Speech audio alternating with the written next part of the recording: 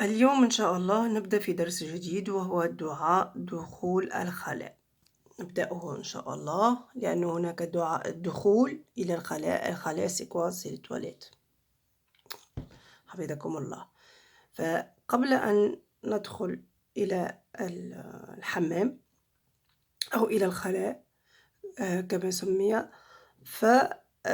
قبل أن ندخل نقول عنا دعاء نقوله، وهذا الدعاء أخذناه أيضا من الأدعية التي قال لنا عنها الرسول صلى الله عليه وسلم قدوة به. وهناك دعاء عندما نخرج من الخلاء أيضا، فعندما ندخل نقول دعاء وعندما نخرج نقول دعاء. فدعاء الخروج سوف نراه إن شاء الله دون دو سمان. إن شاء الله الأسبوع المقبل نراجع هذا الدعاء، والأسبوع الذي يليه نأخذ الدعاء دعاء الخروج من الخلاء.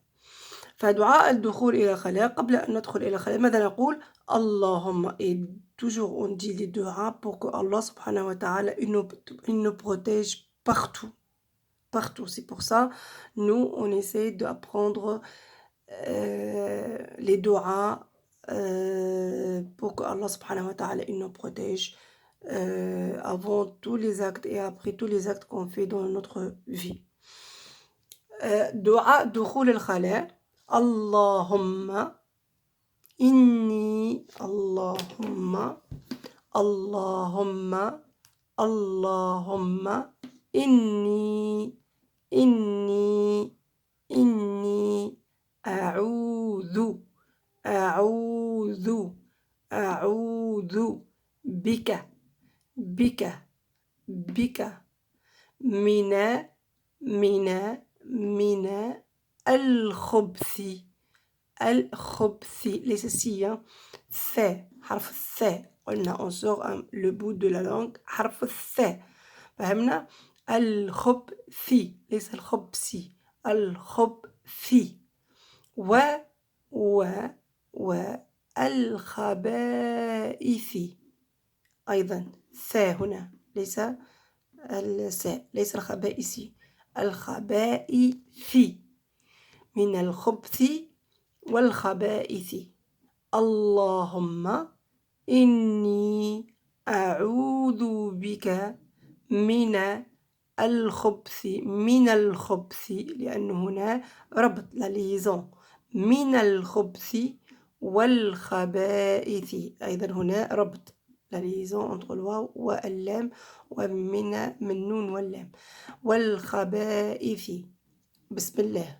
Toujours on dit Bismillah, même si on oublie le dua, il faut dire Bismillah avant tout acte. Et قلنا في نشودة Bismillah quand il faut dire tout le temps Bismillah avant de commencer n'importe quel acte ou bien n'importe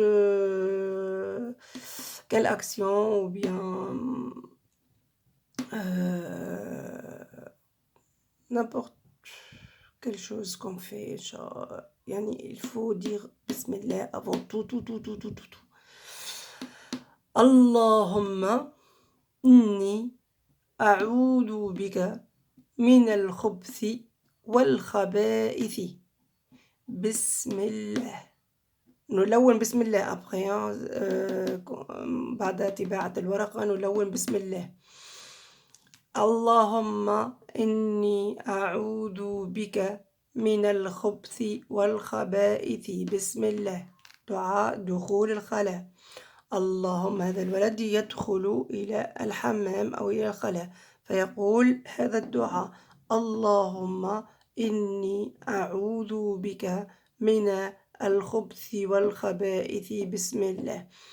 Et ils peuvent, les parents, imprimer cette feuille et mettez cette feuille si vous pouvez sur la porte du toilette ou bien de salle de bain pour que toujours on se rappelle de ce dua avant de rentrer.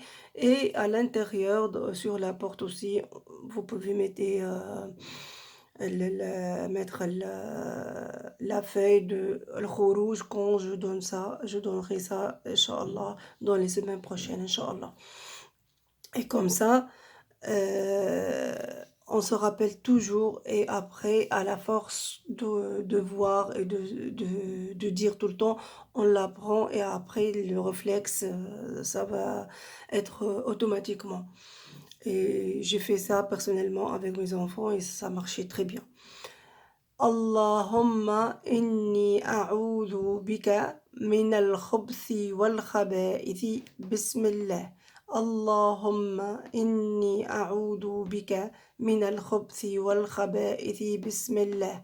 اللهم إني أعوذ بك من الخبث والخبائث بسم الله. أحسنتم يا أولاد. مراجعة طيبة إن شاء الله.